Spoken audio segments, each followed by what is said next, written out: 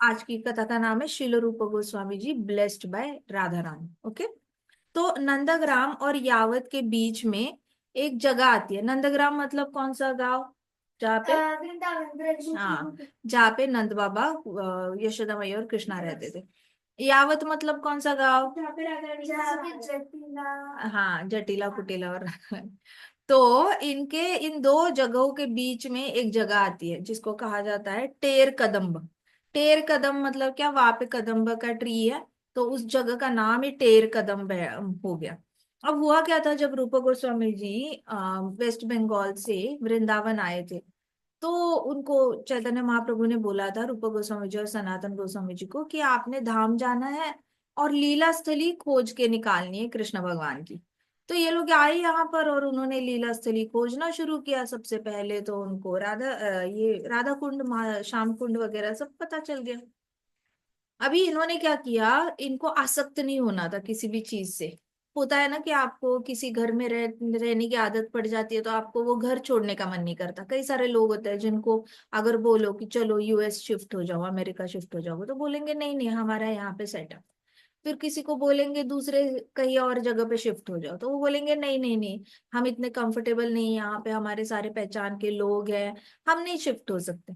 तो होता क्या है, जो लोग जिनके अंदर वो आ जाता है ना, डर आ जाता है कि ऐसे कैसे हम वहां पे चले जाए, वहां पे किसी की पहचान नहीं, कुछ नहीं पता, हम ऐसे कैसे जाए वहां पर।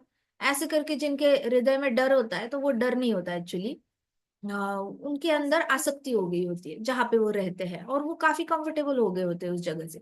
तो रूप गोस्वामी जी, सनातन गोस्वामी जी तो देवर द चीफ मिनिस्टर्स, जब भी मुगल राज कर रहे थे, तो इनको मुगलों ने एज चीफ मिनिस्टर्स अपॉइंट किया था।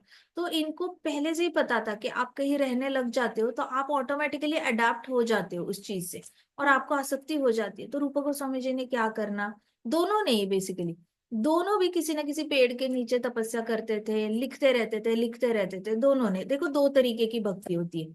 एक होती है वैदिक भक्ति होती है, और जो शास्त्रों के हिसाब से, रूल्स एंड रेगुलेशंस के हिसाब से होती है, और दूसरी होती है रागानुगा, जो हृदय में स्पॉन्टेनियस लव, जैसे तुकाराम महाराज के हृदय में, उनको कोई रूल्स एंड रेगुलेशंस पता नहीं थे, तो आसपास के जितने ब्राह्मण थे उनको बड़ा गुस्सा आता था तुकाराम महाराज का, कि ये क्या शास्त्र पढ़ा नहीं, कुछ नहीं, अंगूठा छाप है, ये क्या भगवान की भक्ति सिखाएगा। तो फर्क इतना था कि जो ब्राह्मण थे वो संध्या वंदना करते थे, 3 टाइम भगवान की पूजा करते थे, 3 टाइम गायत्री मंत्र करते थे। तो इनको लगा कि यही तरीका होता है। उनको ये नहीं पता था कि वो लोग जो कर रहे हैं वो वैदिक भक्ति कर रहे हैं, और जो तुकाराम महाराज कर रहे हैं वो स्पॉन्टेनियस भक्ति है, रागानुग है। उनको विठल और रखुमाई से बहुत ज्यादा प्रेम हो गया है, गहरा लगाव आ गया है उनके हृदय में। सो वैदिक भक्ति उनके लिए होती है जिनको बहुत ज्यादा इमोशंस फील नहीं होते, डायरेक्टली सरेंडर करने के लिए इतना फील नहीं कर पाते वो, तो उनके लिए रूल्स एंड रेगुलेशंस तो हमारे प्रभुपाद ने बहुत अच्छा सिस्टम सेट किया है। सबको ही बोला है शुरुआत से वैदिक भक्ति से ही स्टार्ट करो, आपकी जो शुरुआत है वो वैदिक भक्ति से स्टार्ट करो। अब जब भगवान की मर्जी होगी तो प्रेम हो जाएगा भगवान से। सो वो ग्रेजुअल प्रोसेस है। बहुत कम लोग होते हैं जिनको इंस्टेंटली ऐसे चैतन्य महाप्रभु ने टच कर लिया तो इंस्टेंटली उनको प्रेम हो गया भगवान से। ऐसे बहुत रेयर लोग होते हैं। तो प्रभुपाद ने हमें बहुत अच्छे से मैप किया है। तो प्रभुपाद ने क्या किया, सनातन गोस्वामी जी के जो ये है टीचिंग्स है, उसको पहले अप्लाई करने के लिए बोला है। फिर ऑटोमेटिकली रूपा गोस्वामी जी के टीचिंग्स जो है वो हमारा हृदय से परमात्मा ही गाइड करेगा। भगवान कृष्ण चाहेंगे तो नेचुरली हमें उनसे प्रेम हो जाएगा। हमें प्रेम कभी सोच समझ के नहीं होता, इतना याद रखो। तो प्रेम कभी, it is never a decision of intelligence. हम कभी डिसीजन नहीं लेते कि मैं इस चीज से, इस वस्तु से प्रेम करने वाला हूँ, वो कोई डिसीजन नहीं होता, वो तो बस हो जाता है। तो रागानुगा इज लाइक कि बस हो जाता है, आपको उसके पीछे लॉजिक समझ में नहीं आता, आपको उसके पीछे क्यों हुआ प्रेम, कैसे हुआ, किस वजह से हुआ, कुछ नहीं। आप जितने शुद्ध वैष्णवों के साथ ये करते हो, सहवास करते हो, शुद्ध वैष्णवों का संग करते हो, तो वो नेचुरली आपके अंदर वो लगाव जो है कृष्ण और राधा रानी के प्रति, वो और गहरा गहरा होते जाते, कब प्रेम में कन्वर्ट हो जाता है पता नहीं चलता। But then it is a process. तो सनातन गोस्वामी जी और रूप गोस्वामी जी ना दिन भर लिखते रहते थे। सनातन गोस्वामी जी रूल्स लिखते थे, और रूप गोस्वामी जी क्या लिखते थे, स्पॉन्टेनियस भक्ति कैसे होती है, रागानुगा होती कैसे है। और रागानुगा के लिए आप इंस्टेंटली प्रेम में पढ़ने के लिए कृष्ण के आपको बहुत सारी लीलाएं सुननी पड़ती है, डायरेक्ट राधा कृष्ण की लीलाएं सुननी पड़ती है, जिससे कि बहुत गहरा लगाव जनरेट हो जाता है। तो रूपा गोस्वामी जी को ये पता था कि रागानुगा भक्ति मतलब सीधे राधा कृष्ण के पास टाइम्स। तो रूपा गोस्वामी जी वो लिखते रहते थे। और उनकी सबसे खास बात ये थी दोनों भाइयों की, कि वो लोग कभी एक जगह पे रुकते नहीं थे, वो हमेशा जगह बदलते रहते थे। तो वो एक पेड़ से भी लगाव नहीं होता था, 2 दिन एक पेड़ के नीचे बैठे और उस पेड़ ने उनको छाव दी, आसपास के लोगों ने आके उनको दूध दिया, छाछ दी, या कुछ खाने के लिए दे दिया। तो इन लोगों ने इमिजिएटली उस पेड़ के यहाँ से निकल जाना, क्यों? क्योंकि अब कंफर्ट जोन हो गया, लोग पहचानने लग गए कि कोई तो बहुत महान बाबा जी आए हैं, वेस्ट बंगाल से आए हैं, और ये लोग शास्त्र लिखते हैं, यहाँ पर बैठकर कुछ ना कुछ लिखते रहते हैं बंगाली में। सो ये उन्होंने देखा, और आसपास के गांव में जैसी बात फैल गई तो इन लोगों ने उस पेड़ से भी निकल जाना किसी और पेड़ के यहाँ पे। तो बहुत ज्यादा पेड़ बदले थे। तो टेर कदम वैसा पेड़ था ना, जिसके नीचे एक बार रूप गोस्वामी जी अपना लिख रहे थे, शास्त्र लिख रहे थे, और वहां पे बैठ के भजन करते थे। उनका भजन का मतलब, देखो भजन मतलब ये नहीं होता बस करताल लेकर आप कीर्तन गाने लग जाओ। भजन का मतलब होता है कृष्ण के बारे में बात करना। भजन का मतलब होता है खाली बैठे हो और कृष्ण के बारे में सोच रहे हो। भजन का मतलब होता है कृष्ण के बारे में लिखना या कृष्ण के बारे में रीड करना। ये ना कहना प्रकार है ना कुछ आप कृष्ण के बारे में कर रहे हो। खाना बनाना कृष्णा के लिए, कुछ भी हो वो सब भजन के अंदर आता है। वो आपकी खुद का भजन होता है वो। तो रूप गोस्वामी जी अपना भजन कर रहे थे टेर वृक्ष कदम्ब ट्री के नीचे बैठकर। तो एक दिन श्री सनातन गोस्वामी जी अपने पेड़ छोड़कर रूप गोस्वामी जी से मिलने के लिए आ गए। रूप गोस्वामी जी के मन में आया, हाय मेरा भाई आया है सनातन, काश मैं इसको खीर खिला पाता, वो भी चावल की खीर खिला पाता। मेरे पास तो कुछ है भी नहीं, मैं ठहरा बाबा जी। बाबा जी लोगों के पास देखो सन्यासी के फॉलोअर्स तो होते हैं, तो सन्यासियों के पास फॉलोअर्स होते हैं, तो फॉलोअर्स उनकी इच्छा पूरी कर देते हैं। अगर उन्होंने बोला मेरा दोस्त आ रहा है, तो उन्होंने फॉलोअर्स को बोलना है कि तुम मेरे दोस्त के लिए पूरी बना दो, आलू की सब्जी बना दो, खीर बना दो, पापड़ तल देना, ऐसे बोल सकते हैं। लेकिन बाबा जी जो होते हैं ना, बाबा जी के पास कोई फॉलोअरशिप नहीं होती। तो they are totally dependent on Krishna, 120% dependent on Krishna. मतलब सुबह अगर उन्होंने एक छोटा सा अमरूद खाया, तो उनको ये पता नहीं होता कि दोपहर का खाना कहाँ से आएगा। बस भगवान पे भरोसा होता है, कहीं ना कहीं से अरेंज हो जाएगा, भरोसा होता है कृष्णा पे, दैट्स ऑल। बट उनको ये नहीं पता होता खाना कहाँ से आएगा, कौन अरेंज करेगा क्या। तो वो खाने के बारे में एक सेकंड भी नहीं सोचते। That is the food consciousness is considered as the lowest level of consciousness. Lowest level मतलब जो जिसकी चेतना कभी डेवलप ही नहीं हुई है ना, वो फूड कॉन्शियस होता है। जैसे प्राणी होते हैं, आप देखो सुबह सुबह पंछी उठते हैं, चूचू चूचू करते हैं, हमें हमें थोड़ी ना उठाने के लिए चूचू चूचू कर रहे हैं। वो लोग तो सुबह उठते ही अपना दाना पानी ढूंढने के लिए निकल जाते हैं। सुबह उठते ही उनकी जठर अग्नि इतनी शूट कर जाती है 4 बजे, कि वो ढूंढने के लिए निकल जाते हैं खाना पीना सब कुछ मतलब। और बाकी सारे प्राणी रात भर जागते हैं, चीता, शेर, गीदड़, ये सारे प्राणी जो है इनकी जिनकी आंखें ग्रीन ग्रीन चमकती है, ये लोग रात भर जागते हैं खाने के लिए।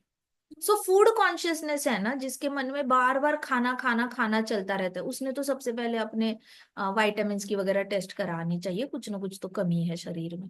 दूसरी बात है कि उसको बार बार भूख लगती है, तो इसका मतलब उसका गट हेल्थ, उसका जो ये है पेट का पाचन क्रिया है, उसमें कुछ गड़बड़ है।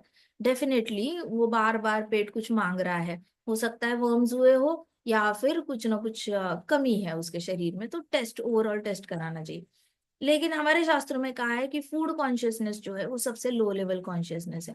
तो रूपा गोस्वामी जी, सनातन गोस्वामी जी के दिमाग में ऐसी कोई चीजें आती नहीं थी। लेकिन आज जब रूपा गोस्वामी जी को के पास उनका भाई आया सनातन, तो उनको नेचुरल है कि मैं अपने भाई को खिलाऊं, मैं अपने भाई को चावल की खीर खिलाना चाहता हूँ। लेकिन उनके पास कुछ नहीं था, कुछ नहीं, सामने बस ऐसे हैंडमेड पेपर्स थे जिसपे वो लिखते थे, पत्ते थे उस पे वो लिखते थे, इतना ही था। और जो कॉपिन में और जो धोती पहनी होती थी उतना ही, कुछ नहीं था उनके पास एक्स्ट्रा।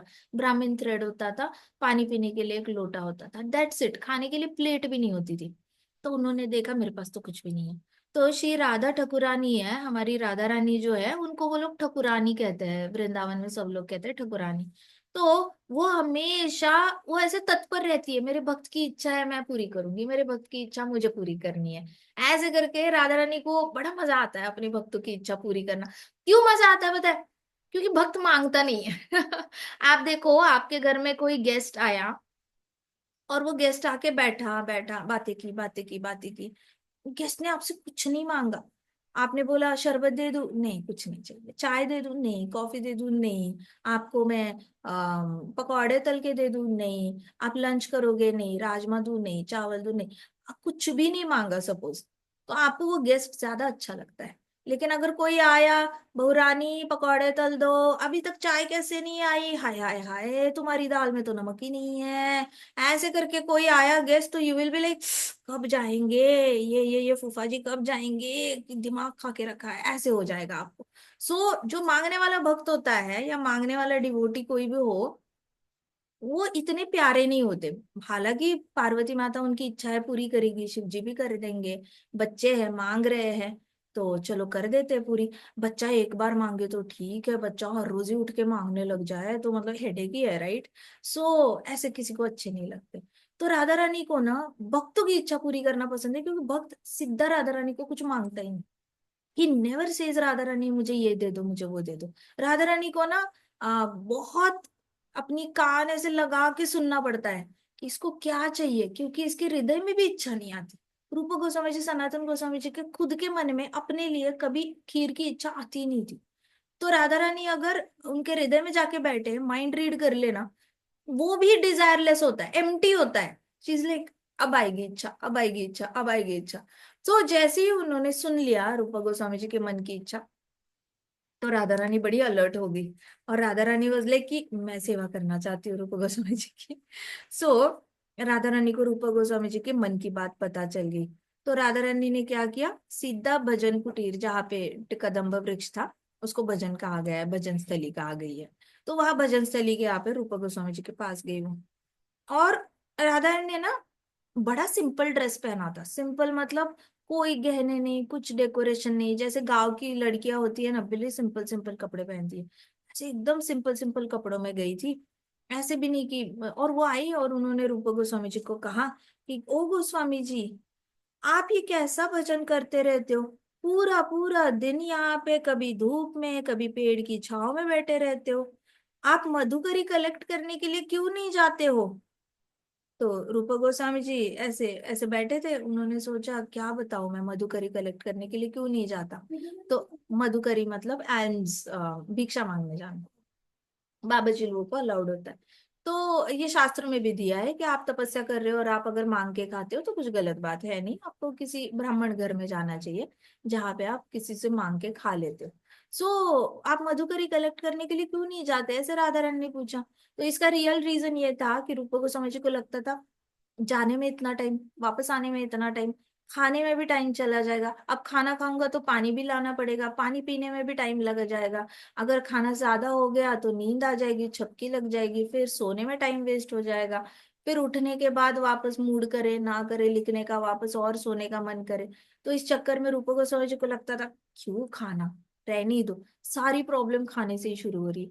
तो रूपा गोस्वामी जी ना निकलते ही नहीं थे अपने स्थल से। उनको चाहिए कि बस बैठे में लिखता रहूं लिखता रहूं लिखता रहूं। तो उनकी बॉडी स्पिरिचुअलाइज हो गई थी, जो जठर अग्नि उनको परेशान नहीं करती थी। ये वाली जो सिद्धि होती है ना, मायावादियों को भी बड़ी आसानी से आ जाती है।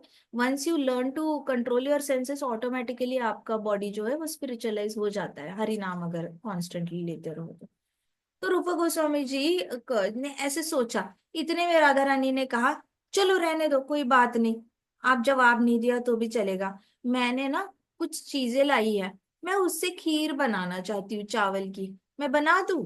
तो रूपा गोस्वामी जी सोचने लग गए, अभी अभी मैंने चावल के खीर के बारे में सोचा था, ऐसे कैसे? तो ऐसे कैसे सीधे डायरेक्टली मेरे को खीर मिलने वाली है मेरे भाई के लिए? तो राधा रानी ने कहा अगर आप चाहते हो तो मैं बड़ी जल्दी, बिना टाइम लगाए जल्दी से खीर बना सकती हूँ। तो रूपा गोस्वामी जी ने कहा ठीक है, बनाना है बना दो। अब हुआ क्या कि जैसे ही राधा रानी ने क्या किया, चूल्हा चूल्हा जलाया, चूल्हा जलाया, और उन्होंने वहां पे एक ये था, कटोरा था, उसमें उन्होंने चावल डाले। फिर चीनी डाली और ऊपर से दूध डाला और उबलने के लिए रख दिया। लेकिन सडनली क्या हुआ ना, सडनली बहुत अच्छी खुशबू हर जगह फैलने लग गई, मतलब हवा में, जहां जहां हवा जा रही है ना, वहां पे खीर की खुशबू फैले जा रही है, फैले जा रही है। तो आसपास ना, पेड़ के आसपास, मतलब को माइल्स माइल्स तक, माइल्स माइल्स तक आवाज जाने लग गई, इसकी खुशबू जाने लग गई राधा रानी के खीर की। तो as soon as cooking was finish, जैसी कुकिंग हो गया, तो राधिका जी, हमारी श्रीमती राधिका थी, वो डिसअपियर हो गई, इनविजिबल हो गई। सो रूपा गोस्वामी जी लिखते लिखते उनको लगा कि अच्छा अभी भी होगी वो लड़की।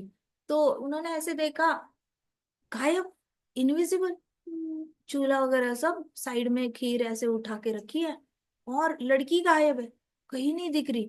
तो रूपा गोस्वामी जी ऐसे उठे और उठकर इधर उधर देखने लगे कि होगी वापस आ जाएगी, लेकिन वो थी नहीं वहां पर। रूपा गोस्वामी जी बड़े सरप्राइज हो गए कि ये क्या, गई और वापस भी नहीं आई। तो रूपा गोस्वामी जी ढूंढने के लिए निकले, वापस आगे चले गए और ढूंढने लग गए। ढूंढने लग गए तो उनको कहीं पे भी ना दिखे। फिर रूपा गोस्वामी जी वापस आए और उन्होंने क्या किया कि जो खीर बनी थी ना, वो भगवान कृष्ण को ऑफर करी, ऑफर करी, और थोड़ी देर बाद फिर उन्होंने सनातन गोस्वामी जी को वो खीर जो है वो परोस दी। तो सनातन गोस्वामी जी ने बस एक एक ऐसा एक मॉर्सल खाया, मतलब एक ऐसे थोड़ा सा बाइट खाया। जैसे ही खाया, सनातन गोस्वामी जी के शरीर में सारे ट्रांसेंडेंटल चेंजेस आ गए। ट्रांसेंडेंटल चेंजेस कौन से होते हैं? रोंगटे खड़े हो जाना, दांत ऐसे दब जाना, आंखें एकदम मीच जाना, ऐसे लगना जैसे सारी हड्डियां एक्सपांड हो रही है, और इतना सेपरेशन फील होना कि ऐसे लगना कि अब तो मैं यहाँ रह ही नहीं सकता, मुझे तो गोलोक जाना ही जाना है कृष्णा के पास। मुझे यहाँ पे किसी से भी आसक्ति नहीं है, यहाँ पे कोई भी मेरा नहीं है, मेरा है तो बस कृष्ण है, और मैं सिर्फ गोलोक ही जाना चाहता हूँ, मैं कृष्ण से दूरी बर्दाश्त नहीं कर पा रहा हूँ। तो वो वाला जो होता है ना, जिसमें दांत पूरे ऐसे दब जाते हैं, हाथ पांव ठंडे पड़ने लग जाते हैं, कड़क हो जाते हैं, तो उनको धीरे धीरे ऐसे जैसे ही खाया, उनको वो ऐसे पूरा ऐसे स्टिफनेस फील हुई। एंड देन ही जल्दी उनको रियलाइज हुआ।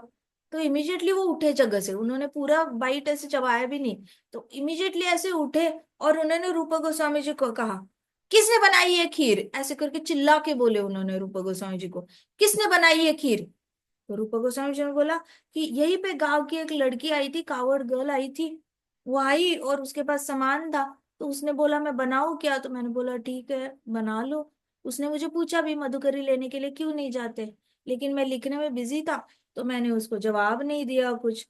तो सनातन गोस्वामी जी इमीडिएटली समझ गए कि ये जो टेस्टी टेस्टी स्वीट खीर बनी थी ना, ये और किसी ने नहीं, श्रीमती राधा रानी ठकुरायनी ने बनाई है।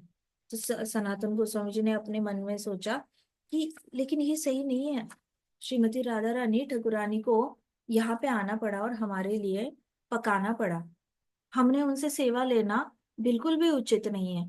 ये तो ये दिखाता है कि हम लोग कितने सेल्फिश है। तो सनातन गोस्वामी जी तो है ही स्ट्रिक्ट, रूपा गोस्वामी जी तो फिर भी रागानुगा भक्ति पे लिखते हैं, तो काफी मतलब ही इज लाइक प्यार प्यार में कृष्णा के लिए। बट सनातन गोस्वामी जी बहुत स्ट्रिक्ट है, आप उनकी बुक पढ़ोगे ना, if you read Vaishnava etiquettes, तो वो सनातन गोस्वामी जी की बुक से आता है वैष्णव एटिकेट्स। फिर हमारी डीटी वर्शिप का बुक है, इंट्रोडक्शन टू डीटी वर्शिप, वो बुक कहाँ से आती है? वो सनातन गोस्वामी जी के शास्त्रों से निकली हुई है। नवविधा भक्ति, वो वाली बुक कहाँ से आती है? सनातन गोस्वामी जी के शास्त्रों से। सो जितने भी टेम्पल में रूल जो प्रभुपाद ने हमें रूटीन सेट करके दिया है कि सुबह सुबह जल्दी उठना, 3:30 बजे उठना, स्नान करना, कभी कभी 2:30 बजे उठ जाते लोग, स्नान करना, मंगल आरती होने से पहले भगवान का ये होना चाहिए, भगवान को उठा लेना चाहिए, भगवान को खड़े करना चाहिए, भगवान का चेहरा वाइप करना and all that, lotus feet wipe करना, और भगवान को प्रिलिमिनरी सुबह सुबह उठते ही थोड़ा गरम गरम दूध ऑफर करना, पानी भी ऑफर करना गुनगुना। सो ये सारी छोटी छोटी चीजें, भगवान के आसपास हमेशा अच्छी फ्रैग्रेंस होनी चाहिए। और 4 टू 6:30 तक, जब तक सूरज नहीं निकलता तब तक बड़ी मंद मंद लाइट होनी चाहिए, ऐसे ब्राइट उनकी आंखें ऐसे मीचनी नहीं चाहिए, बहुत डार्क लाइट नहीं होनी चाहिए। इससे छोटी छोटी बारीकियां जो है ना, वो सारी कवर अप करी है सनातन गोस्वामी जी ने। शाम को भी कौन सी लाइट होनी चाहिए, कितना फ्रैग्रेंस होना चाहिए, कौन सा परफ्यूम डालना चाहिए, ओवर नहीं करना चाहिए, सारी चीजें जो है, तो Sanatan Goswami ji is quite strict. तो उनको रूप गोस्वामी जी का बड़ा गुस्सा आ गया। तो उन्होंने रूप गोस्वामी जी को कहा कि हमसे बड़ा बहुत बड़ा अपराध हुआ है, हमारे अंदर अगर इच्छा आई है। तो सनातन गोस्वामी जी ने अस अस करके बोला, that we desired for sweet rice. तो उन्होंने अस बोला, ऐसे नहीं डायरेक्टली भाई को ये नहीं बोला कि तुम्हारे मन में इच्छा आई, तुम ऐसे हो, तुम वैसे हो, तुम गलत हो, ये हो। But he was angry.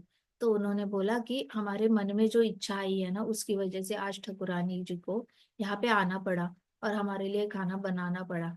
ये हमसे बहुत बड़ा अपराध हो चुका है, हमने उनकी सेवा नहीं लेनी है, हमने उनकी सेवा करनी चाहिए। तुम्हें ये समझना पड़ेगा रूप, ऐसे बोला। तुम्हें ये समझना पड़ेगा रूप, तुम्हारे मन में कोई भी इच्छा आती है तो वो डायरेक्टली ठाकुरानी को तंग कर सकती है वो इच्छाएं। तो आज से तुम अपनी इच्छाओं पे प्रबंध लगाना, ऐसे करके सनातन गोस्वामी जी ने रूप गोस्वामी जी को कहा कि नेवर डू लाइक दैट। क्या उन्होंने कहा, एक वैष्णव जो होता है वो कभी भी राधा रानी से सेवा नहीं लेता, ऐसा अपराध नहीं करता। ठाकुरानी जी है, वो सिर्फ ठाकुर की सेवा में व्यस्त रहनी चाहिए। उन्होंने बोला राधा रानी जो है वो सिर्फ और सिर्फ कृष्ण की सेवा में व्यस्त रहनी चाहिए, वो हमारी सेवा के लिए उसका आना उचित नहीं है और ना ही हमारे मन में इच्छा आनी चाहिए। फिर उन्होंने कहा, तुम्हें तो पता है राधा रानी अपने भक्तों के लिए कुछ भी कर सकती है, अगर वो कुछ भी कर सकती है तो हमारी जिम्मेदारी और भी बढ़ जाती है। It is our responsibility to not desire for anything materialistic.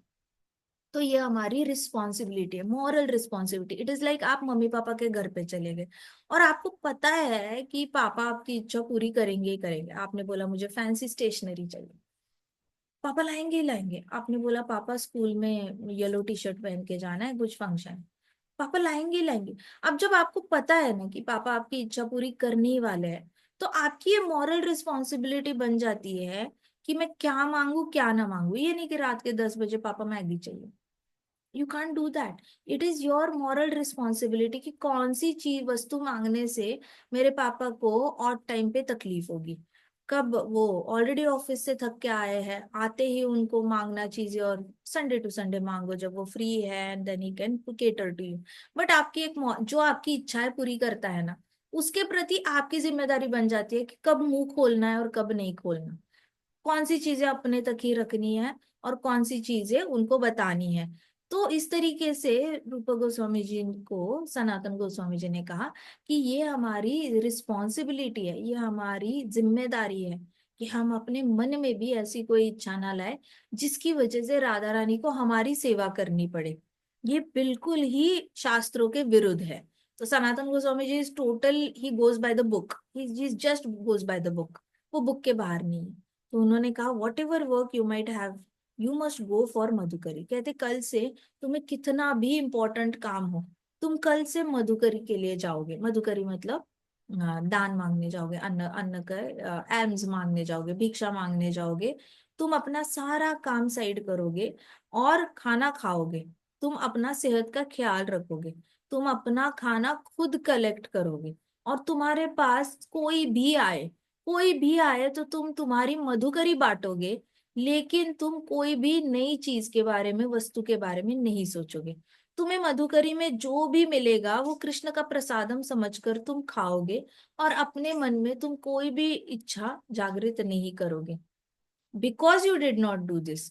फिर सनातन गोस्वामी जी ने कहा, क्योंकि तुमने मधुकरी कलेक्ट नहीं करी, क्योंकि तुमने मधुकरी को कृष्ण का प्रसादम नहीं समझा और क्योंकि तुमने अपना ख्याल नहीं रखा, इसलिए श्रीमती राधा रानी साक्षात ठाकुरानी को ऊपर से गोविंद देव जी की सेवा छोड़ के तुम्हारे पास आना पड़ा, गोविंद देव जी से सेपरेशन सहना पड़ा और तुम्हारे पास आना पड़ा और तुम्हारे लिए खीर बनानी पड़ी। तुम बताओ ये सही कैसे है? It is not proper. Sanatan Goswami ji ने बोला कि तुम नहीं गए, उसकी वजह से श्रीमती राधा रानी यहाँ पे आना पड़ा, तो ये सही नहीं है। श्रीमती राधा रानी बहुत नाजुक है, उनके लोटस फीट, उनके जो पाँव है, तलवे हैं, वो बहुत नाजुक है। उन्होंने इस मिट्टी पे चलना नहीं चाहिए, इतनी धूप में भी उन्होंने चलना उचित नहीं है। वो इतनी नाजुक है कि उनको फूलों की पंखुड़ी जो है वो भी उनके चरण कमलों से खून निकाल सकती है, इतने नाजुक उनके पाँव है। और तुमने यहाँ पे बुला लिया, ये हमारे इसमें, तो आज से आप उनकी सेवा नहीं लोगे। तो रूपा गोस्वामी जी ने फिर सनातन गोस्वामी जी को दंडवत किया और बोला कि मैं ये वचन देता हूँ, आज से मैं मधुकरी टाइम पे खाऊंगा, टाइम टाइम पे मांगूंगा, और अगर कोई भी आता है मेरे पास तो मैं मधुकरी ही शेयर करूंगा, लेकिन मैं श्रीमती राधा रानी को तंग नहीं करूंगा। ऐसे करके उन्होंने दंडवत किया सनातन गोस्वामी जी को। फिर सनातन गोस्वामी जी वहां से खीर खाए बिना ही चले गए, क्योंकि उनको राधा रानी से सेवा लेनी नहीं थी। तो उन्होंने खीर नहीं खाई। फिर रूपा गोस्वामी जी ने बांट दी खीर सारे गांव वालों में। बट देन दोनों को बड़ा बुरा लगा था, राधा रानी को खीर बनानी पड़ी। इसके साथ हम ये कथा आज यहीं पे रैप अप करते हैं। कल हम क्या करेंगे ना, कल हम 3 कथा लेंगे, ठीक है। कल की जो कथा है वो थोड़ी सी लंबी होगी, लेकिन साथ साथ और 2 कथाएं हो जाएंगी। तो कल हम 3 कथाएं लेंगे, ठीक है। श्रीमती राधा रानी की जय, श्री श्री राधा श्याम सुंदर की जय, श्री श्री कृष्ण बलराम की, वृंदावन धाम की जय, श्री प्रभुपाद की जय, श्री विश्वनाथ जय चक्रवर्ती ठाकुर जी की जय, रूप गोस्वामी जी, सनातन गोस्वामी जी की जय। हरे कृष्णा, जय हरे हरे कृष्णा, कृष्ण। कृष्णा कृष्णा हरे हरे, हरे राम, राम राम हरे हरे।